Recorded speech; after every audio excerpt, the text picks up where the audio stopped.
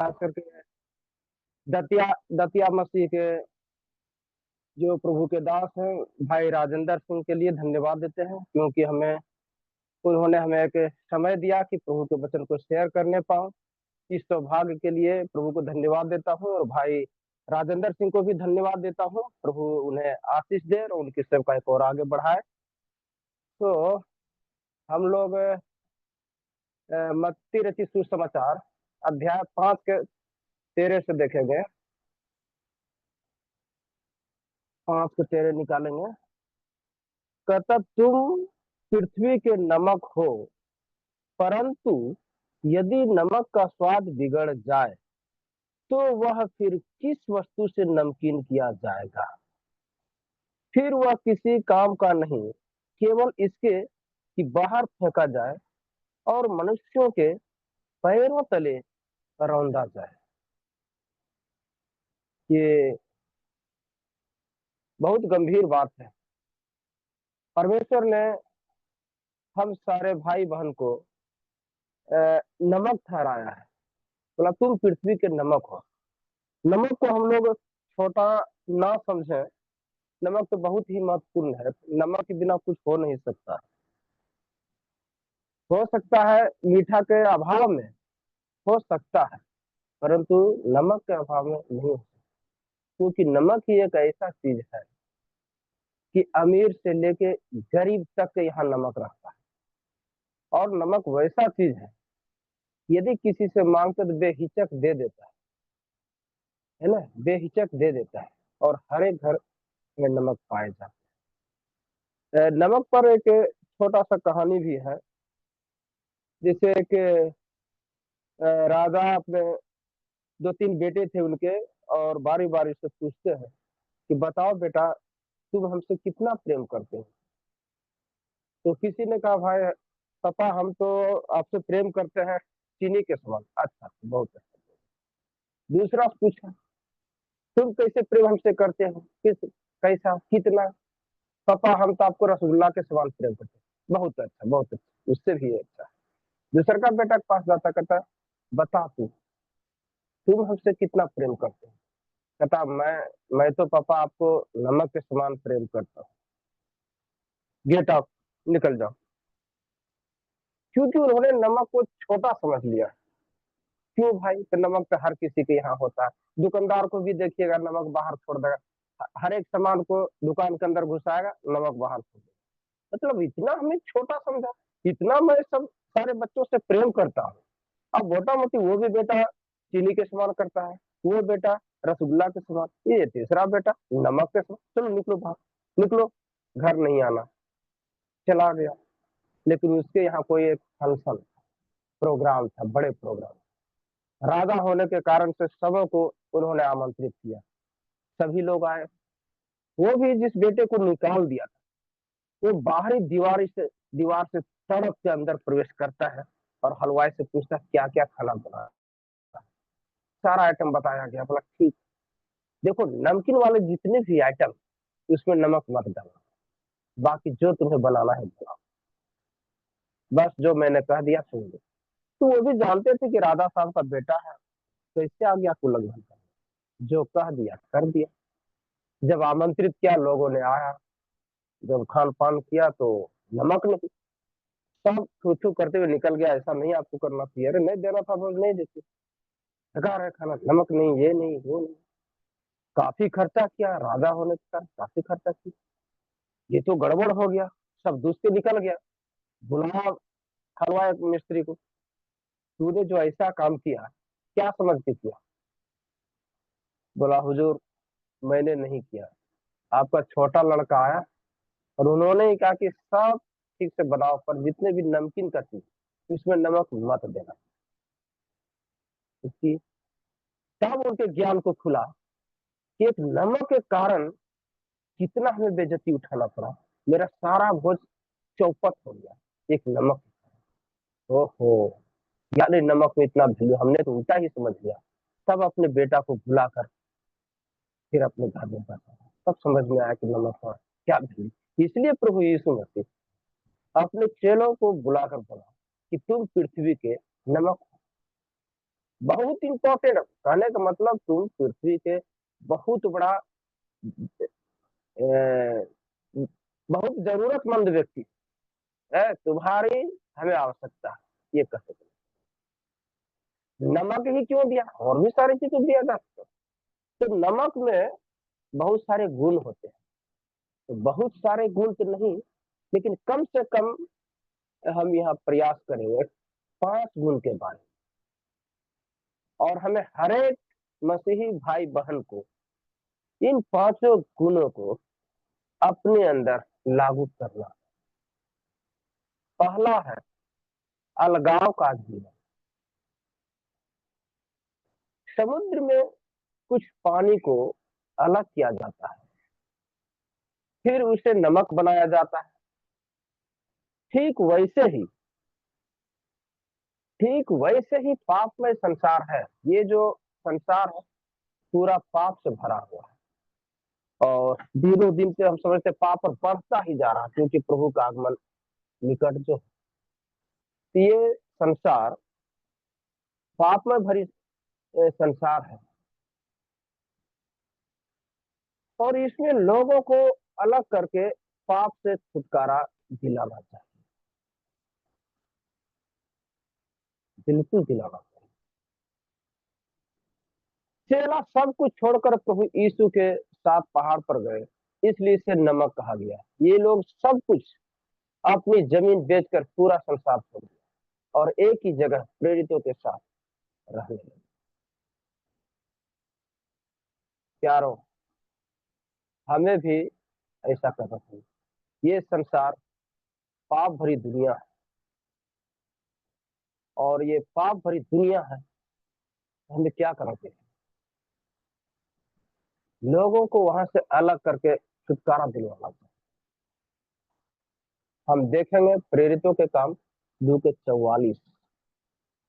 प्रेरितों के काम 2 के 44।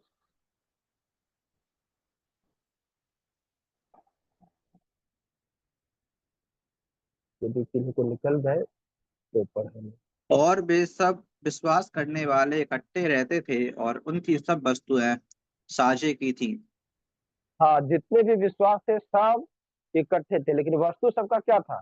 सब साझे में था। कहने का मतलब कोई कम दिया या ज्यादा दिया, जो कुछ भी दिया सब साझे में था। 2 के 44 से 47 तक पढ़ेंगे।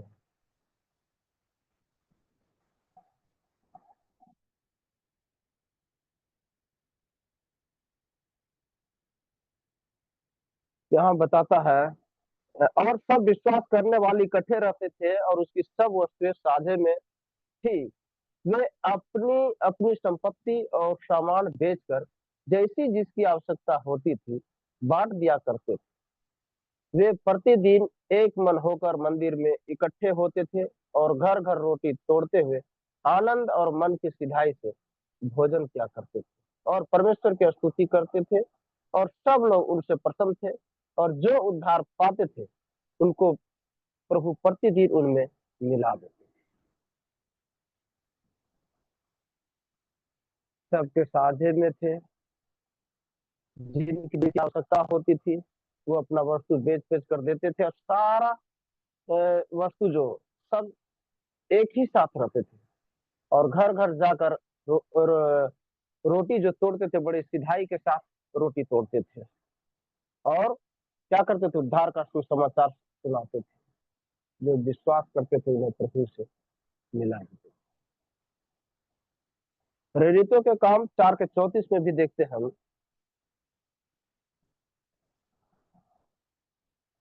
तथा उनमें कोई भी दरिद्र न था, क्योंकि जिनके पास भूमि या घर थे वे उनको बेच बेच कर बिकी हुई वस्तुओं का दाम लाते और उसे प्रेरितों के पांव पर रखते।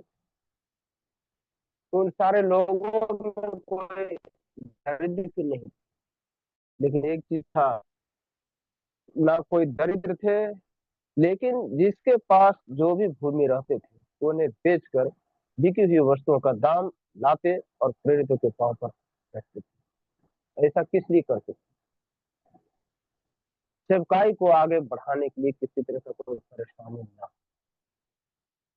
इतना प्रेम था, इतना महत्व देते थे कि सबका कैसे बढ़े। प्यारो, हम भी पापमय संसार से अलग होकर पवित्र विश्वासियों के साथ संगति करें तो हम और आप भी बिल्कुल नमक बन जाएंगे। यदि ऐसा नहीं करें तो नमक नहीं बनेगा, और जब नमक नहीं बनेंगे तो फिर तो उसका परिणाम हम और आप जानते हैं। जो आगे बताएंगे कि नमक का स्वाद बिगड़ने के बाद प्रभु ने क्या वाचा बांधा है। दूसरा देखेंगे, अच्छे नमक यदि लेंगे तो वो बिल्कुल सफेद रहता है। नमक का कलर कैसा होता है? सफेद होता है। वो सफेद किस चीज को दर्शाता है? वो सफेद पवित्रता को दर्शाता है। जैसे कि प्रकाशित वाक्य निकालेंगे हम लोग 7:9।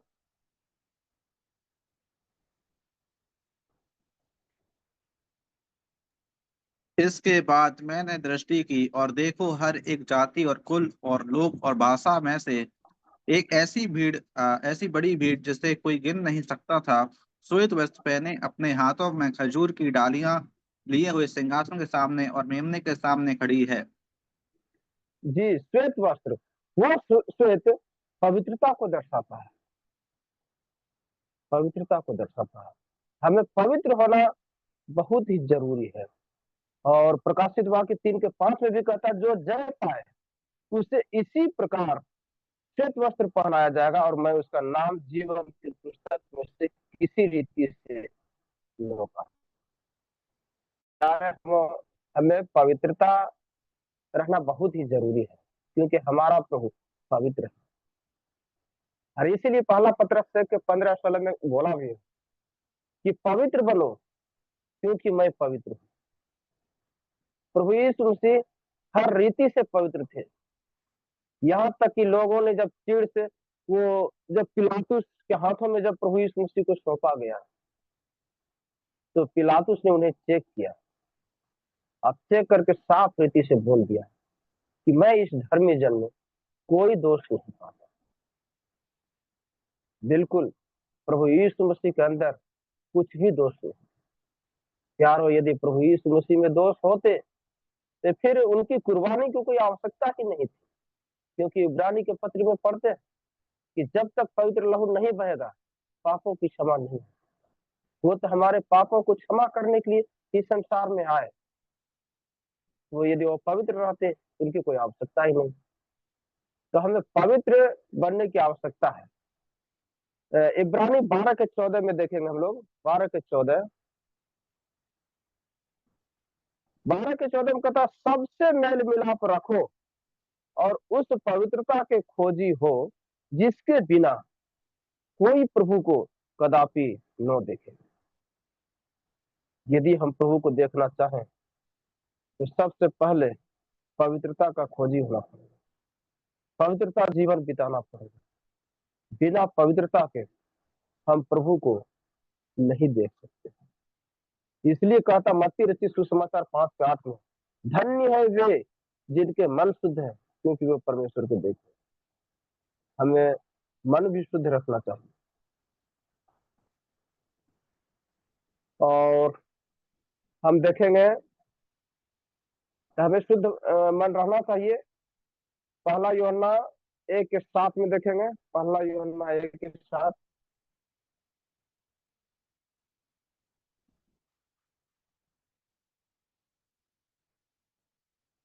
क्या कहते, पर यदि जैसा वह ज्योति में है वैसे ही हम भी ज्योति में चले तो एक दूसरे से सहभागिता रखते हैं और उसके पुत्र यीशु का लहू हमें सब पापों से शुद्ध करता है। जी, प्रभु यीशु मसीह पवित्र थे, उनका लहू पवित्र था, तभी तो हमारे बीच आए और हमारी छुड़ौती के लिए उन्होंने जान दिया। इसलिए जब हमारा पिता पवित्र है तो हमें भी पवित्रता में जीवन बिताना चाहिए। तीसरा देखेंगे आवश्यक। जिस प्रकार नमक के बिना भोजन बेकार है, भोजन में नमक होना आवश्यक है, ठीक उसी तरह हम भी संसार में बहुत जरूरी है। बहुत जरूरी है। हम बीमारों के लिए प्रार्थना करें। हम जरूरी इसलिए है कि जब तक प्रभु का सुसमाचार नहीं सुनाएंगे तो वह शैतान के हाथों से छुड़ौती कैसे पाएगा। तो कौन सुनाएगा? हम और आप ही तो सुनाएंगे। विरोधी तो प्रभु के बारे में तो सुना नहीं सकता ना, बिल्कुल नहीं सुनाएगा। सुनाएंगे जब भी तो हम लोग ही सुनाएंगे। हमारा कर्तव्य है कि प्रभु का सुसमाचार सुनाएं, क्योंकि हम बहुत ही आवश्यक हैं। और इसीलिए तो उन्होंने नमक का संज्ञा हम लोगों को दिया कि तुम जगत के नमक। तो जिस प्रकार नमक के बिना भोजन बेकार है, भोजन में नमक होना आवश्यक है, ठीक उसी तरह हम भी संसार में बहुत जरूरी है। हम बीमारों के लिए प्रार्थना करें। कौन आएगा प्रार्थना करने? वो विश्वासी लोग आएंगे। वो विश्वासी लोग तो प्रभु का नाम ही नहीं अपने होठों से, वो तो बोल ही नहीं सकते कि प्रभु धन्यवाद देते हैं, धन्यवाद यीशु राजा है, इनकी तबीयत खराब है, मैं प्रार्थना करता हूँ इन्हें चंगाई दीजिए। बोल ही नहीं सकता। या प्रभु का सुसमाचार वो सुना ही नहीं सकता कि मेरे खातिर और आपके खातिर इस संसार में दुख उठाकर और हमारे लिए आपके लिए क्रूस पर जान दे दिया और 3 दिन के बाद जी उठा। वो बोल ही नहीं सकता। वो जब भी बोलेंगे तो हम और आप ही बोल सकते हैं। इसीलिए हमें बहुत आवश्यक प्रभु ने समझा। तो हम लोग उनके लिए प्रार्थना करेंगे, उद्धार का मार्ग बताएंगे है, और उन आत्माओं के लिए हम लोग आंसू बहाएंगे। यदि हम आंसू नहीं बहाएंगे कौन बहाएगा? क्या मसीह विरोधी आंसू बहा लेगा? बिल्कुल नहीं बहाएगा। वो तो बहा ही नहीं सकता। आंसू बहाने वाले तो हम और आप ही हैं। जब तक हम लोग आंसू नहीं बहाएंगे कैसे? इसलिए हमें आवश्यकता है कि उनके लिए आंसू बहाएं। हम नमक की तरह इस संसार में बहुत जरूरी है। जैसे नमक इस संसार में जरूरी है, वैसे हम और आप भी जरूरी है। अब आते हैं चौथा पॉइंट की ओर, बहुत सस्ता। नमक क्या है? बहुत ही सस्ता है। इतना सस्ता, इतना सस्ता, यदि किसी पड़ोसी को यदि हेल्प कर देता थोड़ा नमक, तो फिर दोबारा वह नमक नहीं लेता। कारण क्या? सस्ता। लोग चीनी देते हैं तो चीनी जब देने के लिए आता है तो ले लेता है, लेकिन नमक कभी भी नहीं लेता। बहुत सस्ता। तो प्यारो, जैसे नमक सस्ता है, सभी के घर में रहता है, इतना सस्ता कि किसी से नमक मांगने पर उसे लौटाता ही नहीं, या लौटाते समय पर वह नहीं लेता। उसी तरह हमें भी सस्ता होना चाहिए। हमें अपने आप को घमंडी नहीं होना चाहिए कि हम ये हैं वो हैं, इसके घर उसके घर जहां तहां क्यों जाते रहे, क्यों सुनाते रहे। हमारा भी एक वैल्यू है भाई। ना ना, हाँ हमारा एक वैल्यू है प्रभु के सुसमाचार सुनाने के लिए। लेकिन इसका मतलब यह नहीं कि अपने आप को बहुत सेठ समझे, बड़े समझे। कौन जाएगा इसके यहाँ, कौन जाएगा उसके यहाँ, वो ठीक नहीं है। ना ना ना, बिल्कुल ऐसा नहीं। तो वो पहले ही हम लोग को नमक ठहरा दिया। और नमक क्या होता है? बहुत सस्ता। अपने आप को सस्ता समझना है, तभी हो पाएगा, तभी परमेश्वर का राज आगे बढ़ पाएगा, तभी परमेश्वर का सुसमाचार हर जगह फैल पाएगा। प्रभु का यही उद्देश्य है कि हर कोई उद्धार पाए, और कोई उद्धार नहीं, और कोई उद्देश्य नहीं है। प्रभु का उद्देश्य यह भी नहीं है कि मैं चंगाई दूं, जरूरत नहीं है। चंगाई तो शैतान भी देते आ रहे हैं। जब शैतान देते आ ही रही चंगाई, तो फिर प्रभु की आवश्यकता क्या है इस संसार में आने का, दुख उठाने का? बिल्कुल नहीं। लेकिन वो केवल चाहते हैं कि लोग पाप से मुक्ति पाए, उद्धार पाए, उद्धार पाने की लोग क्या क्या नहीं करते, लेकिन उद्धार नहीं। उद्धार यदि है तो केवल प्रभु यीशु मसीह से उद्धार।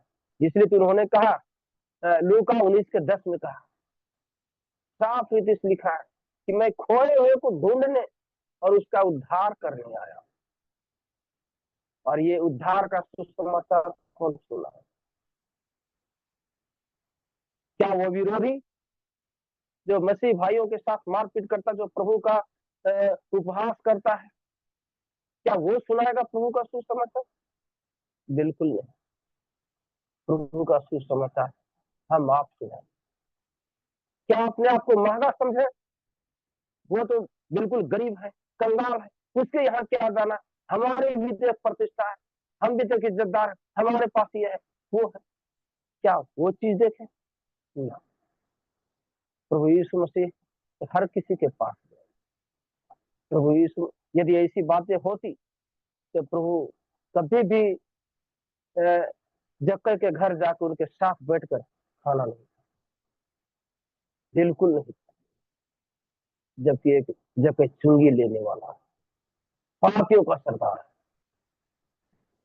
लेकिन प्रभु उनके यहाँ जो ईश्वरों का परमेश्वर होते हुए भी उन्होंने यह अपने आप को ऊंचा नहीं समझा कि मैं प्रभु, मैं किसके यहाँ जा रहा हूँ?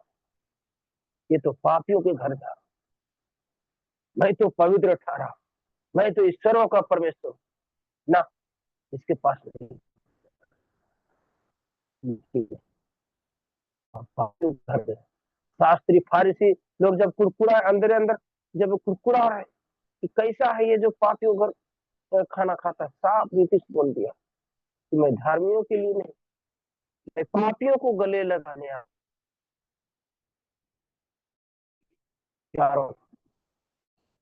जब प्रभु के अंदर ऐसी सोच हो सकते हैं, ऐसे विचार हो सकते हैं, जो कि प्रभुओं का प्रभु, राजाओं का राजा है, राजाओं का राजा, सबों से वो दोस्ती है। तो हम क्या करें? क्या हम प्रभु से बढ़कर हैं क्या? नहीं ना। जब हम प्रभु से बढ़कर नहीं, तो हमारा भी तो यही मिशन होना चाहिए, प्रभु के पद चिन्हों पर चलना चाहिए, प्रभु के मार्ग पर चलना चाहिए। कैसे हम लोगों से पूछता है, यदि पूछा तुम लोग ईसाई हो, क्या बोलते? अरे ईसाई तो प्रभु के बताए गए पद चिन्हों पर चलने वाले लोग हैं। तो क्या पद चिन्ह है? प्रभु ने जो करके दिखलाया, सब के सब नमूना, वो नमूना अपने जीवन में उतारना चाहिए। क्या प्रभु को बपतिस्मा लेना जरूरी था क्या? नहीं। क्यों लिया बपतिस्मा? ये नमूना दिया, हम लोग के अंदर विचार उत्पन्न कि जब एक प्रभु होकर बपतिस्मा ले सकता है, मैं क्यों ना लूं? यही कारण प्रभु प्रार्थना किया है हम लोग के अंदर इंकरेजिंग करने के लिए। जानते थे ये लोग निकम्मे लोग, यदि हम नहीं करेंगे ये लोग भी नहीं। आज यही कारण है कि हम लोग के अंदर एक विचार उत्पन्न होता है कि ना, जब प्रभु प्रार्थना कर सकते तो मैं क्यों नहीं प्रार्थना कर? प्रभु बपतिस्मा ले सकते हैं, मैं क्यों नहीं बपतिस्मा ले सकते? जब प्रभु कोढ़ियों के बीच गए तो हमें क्यों नहीं जाना चाहिए? प्रभु पापियों के बीच गए, हमें क्यों नहीं पापियों के बीच जाकर प्रभु का सुसमाचार सुनाना चाहिए? बिल्कुल सुनाना चाहिए। प्रभु कितना दीनहीन हुआ। फिलिपियों के पत्री अध्याय 2 को यदि अध्ययन करते तो वहां हम क्या पाते? वहां पूरा दीन हो गया, पूरा नम्र हो गया है।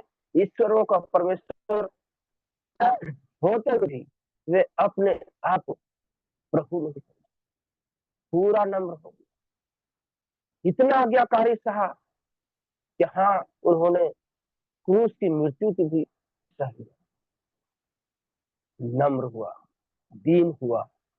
तब अंत में क्या हुआ? आने वाले दिन में क्या होगा? उनके नाम, प्रभु यीशु मसीह के नाम से हर एक जीव अंगीकार करेगा, यीशु मसीह ही प्रभु। हर एक घुटना प्रभु यीशु मसीह के नाम से टिकेगा, घुटना टिकेगा। क्यों? नम्र और दीन होने का कारण। यही एक राज है प्यारो, हम उनके संतान, वो हमारे पिता है। हमें कैसा फॉलो करना? क्या हमें नम्र नहीं होना चाहिए? क्या हमें दीन नहीं बनना चाहिए? है ये सारी बातों झाप देता है एक ही चीज है, बहुत सस्ता। क्या हमें सस्ता ना होना चाहिए? होना चाहिए। जब प्रभु सस्ता हो सकते तो फिर हम क्या है? हमें भी सस्ता होना।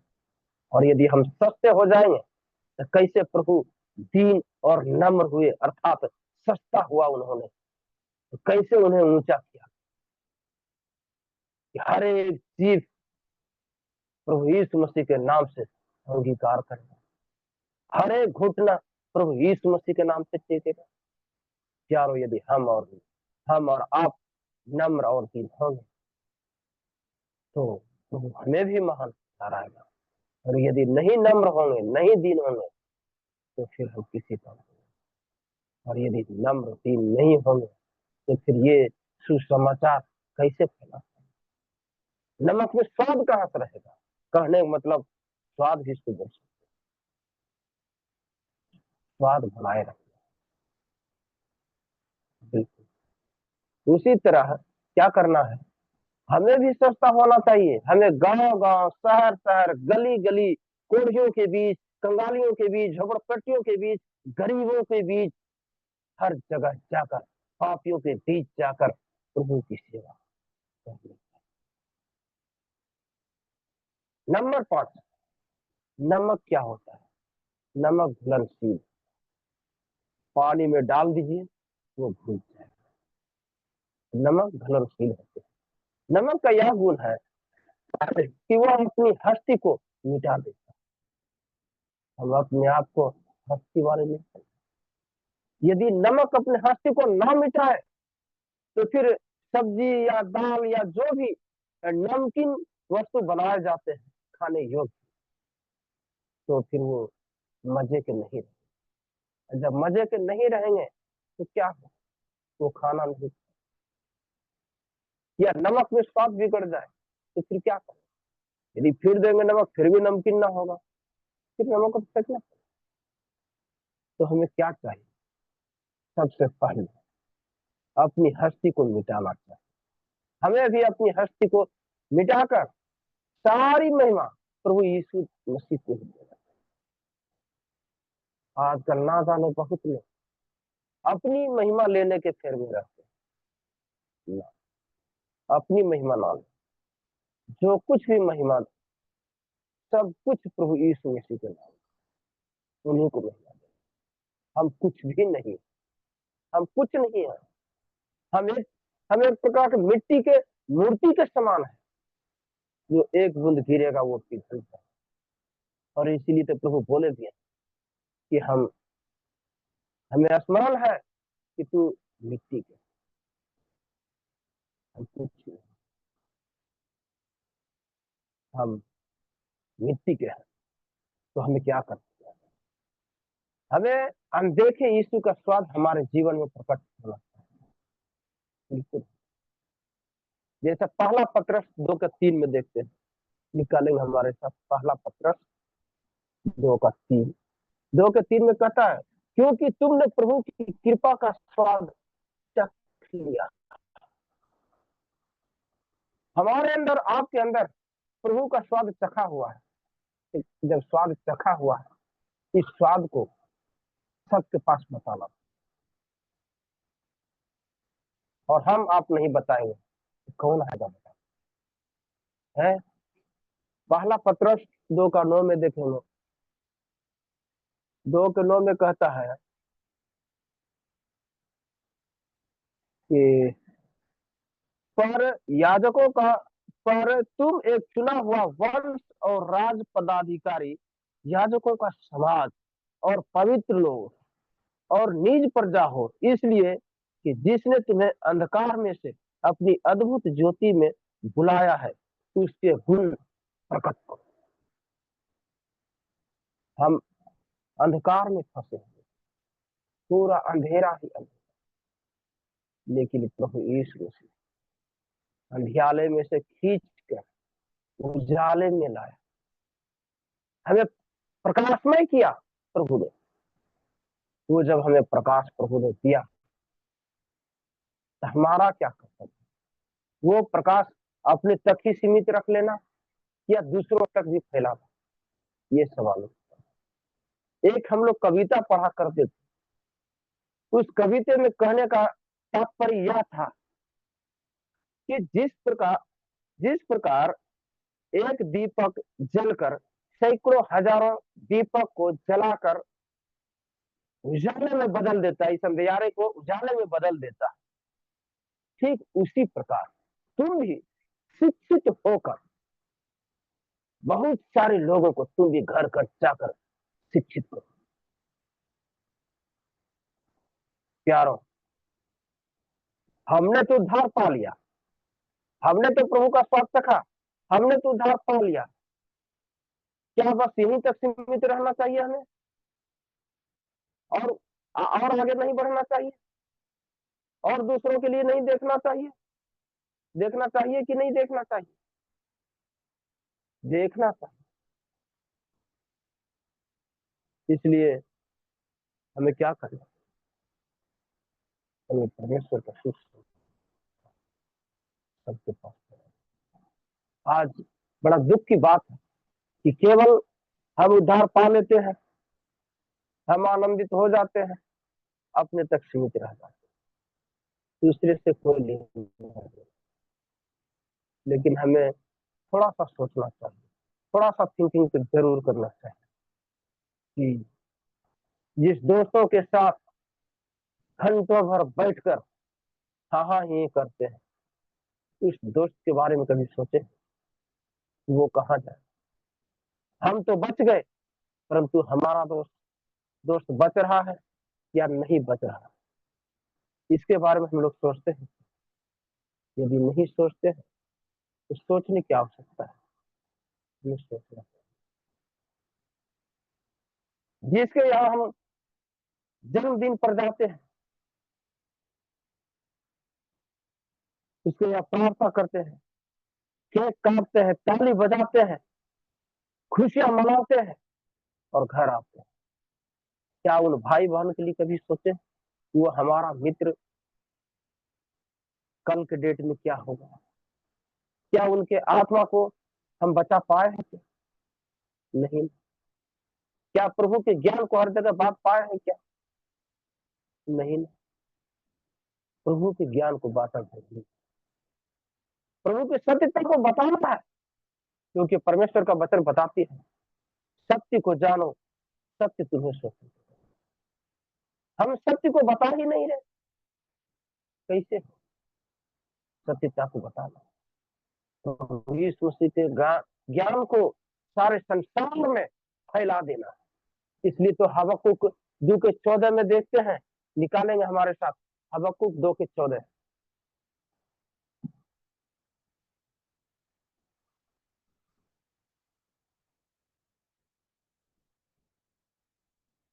हबक्कुक 2:14 में कहता है जैसे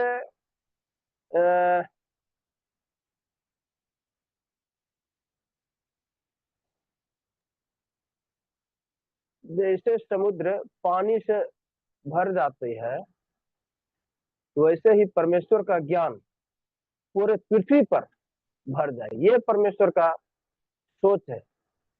देखिए क्या कहता चौदह, क्योंकि पृथ्वी यहोवा की महिमा के ज्ञान से ऐसे भर जाएंगी। किसके ज्ञान से? परमेश्वर परमेश्वर के ज्ञान से। क्योंकि पृथ्वी यहोवा की महिमा के ज्ञान से ऐसे भर जाएंगे जैसे समुद्र जल से भर जाता है। ये पूरे पृथ्वी पर पूरे संसार परमेश्वर के ज्ञान को कौन बांटे? कहां से आएगा बांटने? क्या विरोधी बांटेगा? नहीं, विरोधी नहीं बांटेंगे जब भी हम और आप ही बांट सकते हैं, दूसरा कोई नहीं बांट। इसलिए हमें आवश्यकता है कि अपनी हस्ती को मिटाए और परमेश्वर के ज्ञान को इस पृथ्वी पर फैला दे, कहीं भी बाकी ना रहे। तो हमें आज से निर्णय लेना चाहिए, कोई भी भेटावे, लंगड़ा, लुल्हा, बीमार लोग, कंगाल लोग, झोपड़पट्टी में रहने वाला, गरीब लोग, अमीर लोग, उच्च जाति के लोग, निम्न जाति के लोग, जो कोई भी है, सबको सुसमाचार। मत्ती 5:14 देखते हैं। नहीं करेंगे तो क्या परिणाम है, वो भी साफ रीति से बता दिया है। मत्ती 5:14, मत्ती 5:14 में कहता है, तुम जगत की ज्योति हो। नमक तो ठहराया है, इसके बाद अंत में बोलता, तुम जगत की ज्योति हो, जो नगर पहाड़ पर बसा हुआ है वह छिप नहीं सकता। और लोग दीप जलाकर पैमाने के नीचे नहीं, परंतु दीवट पर रखते हैं, तब उससे घर के सब लोगों को प्रकाश पहुंचता है। उसी प्रकार तुम्हारा उजियाला मनुष्यों के सामने चमके, कि वे तुम्हारे भले कामों को देखकर तुम्हारे पिता की जो स्वर्ग में है बढ़ाई। प्यारो, हम जब सुसमाचार सुनाएंगे तो हमारे अंदर पहले क्या हो, हमारे स्वभाव को बदलना चाहिए। हम ज्योति की तरह चमके है। कहता दीपक को दीवट पर रखता है, तभी हर जगह प्रकाश जाता है। हमने उद्धार पा लिया, क्या अपने तक सीमित रहने? जिस प्रकार दीपक को दीवट पर न रखा जाए तो नीचे रख दिया जाए तो रोशनी नहीं फैलता, तो बेकार हो गया। तो हम तो उद्धार पा लिए, तो हमें क्या करना? जैसे दीवट पर रखते दीपक को, तो हर जगह प्रकाश मिलता है। उसी प्रकार हमें भी हर जगह परमेश्वर के वचन को बांटना चाहिए।